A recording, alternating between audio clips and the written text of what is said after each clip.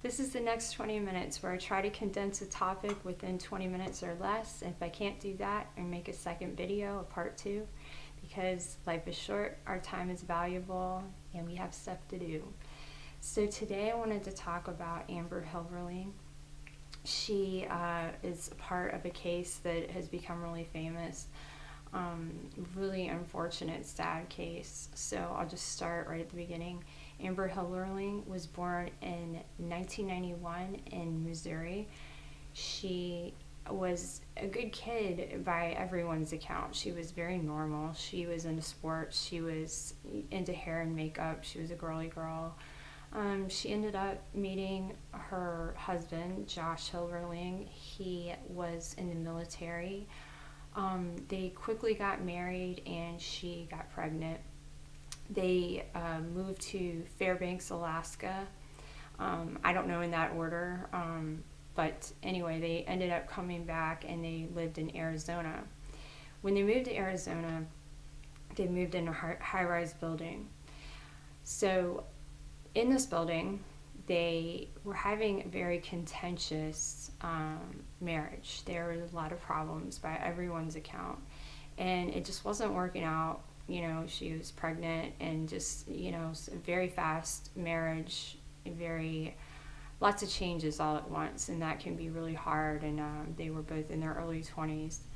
So one day there was a fight in their home, and the story is, and only Amber's account can be given because Josh was not around after this, that he put his hands on her shoulder and she pushed him off. When that happened, he ended up falling 25 stories to the concrete below and died of his injuries. What happens after that is very interesting and just such a horrible lesson to watch unfold.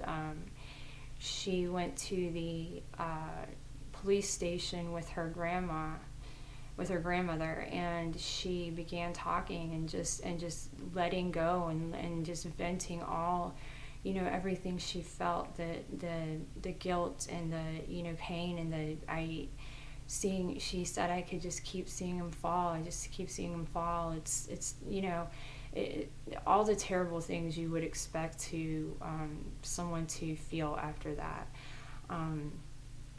The wishing that he could have just caught himself some kind of way and it could have stopped in the middle of everything.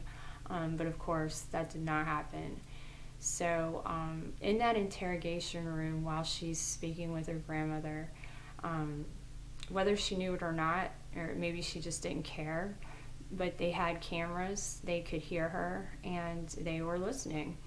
And when she said those things, it was enough for her to be arrested and for his murder.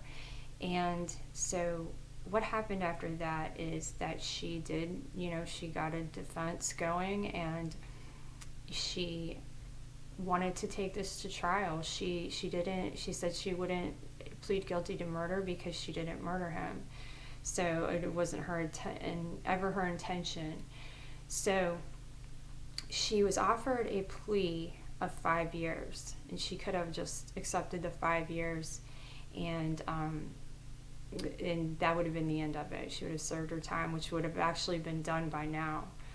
And she chose not to. She chose to go to trial with that, and it did not end well.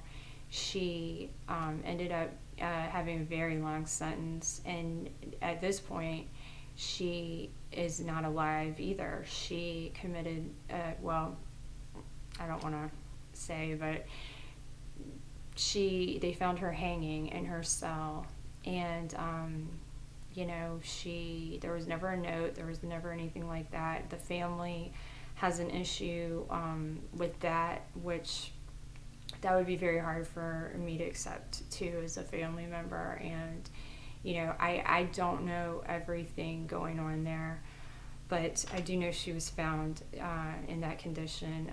There were drugs in her system. I believe it was meth. And just such a sad case. She had her son was named, I don't know if I should say his name, but she did have her little boy, and her little boy now, from my understanding, is with the grandmother, her mother. So, so many things I took from this story. It just, first of all, how crazy that a push could kill someone, and not that it's ever right to do that, but you would, what a consequence for her and for him, you just never, just a small deed sometimes can just be totally out of your control and turn into something terrible. And that was really what happened.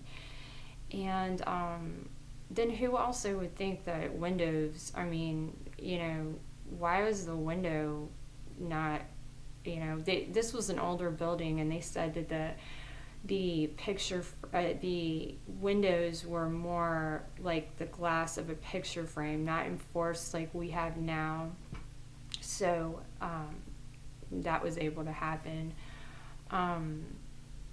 Just crazy all around, just crazy. And then also the prison part of it.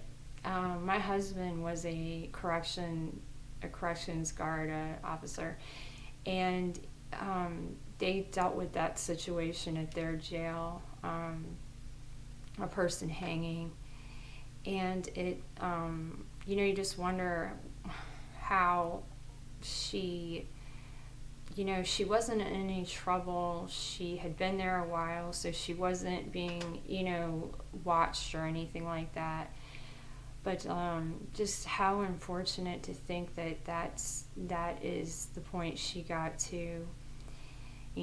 At the end, I just think what the takeaway is that your deeds, even when they seem so small, could have just the biggest effects. And I think this is such an unfortunate case for her, for him first, but for her, and before anyone, the son, and the family.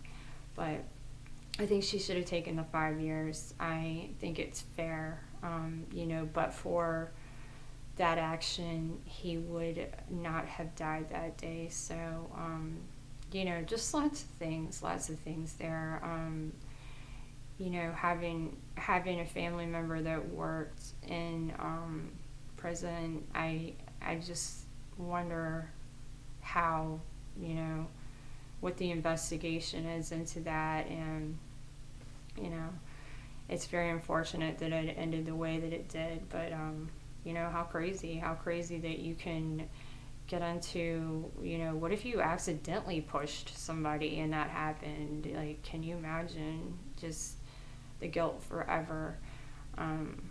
Just a really sad case. If you're not getting along, then different rooms, different place, something like that. But it just goes to show how easily something can blow up into something unavoidable and uncontrollable. So this case, it's fascinating. It's I guess for everybody, it's like really tough to watch. You're like, wow, I just can't believe that, and the fallout from it. So that's the case, and thank you for watching today.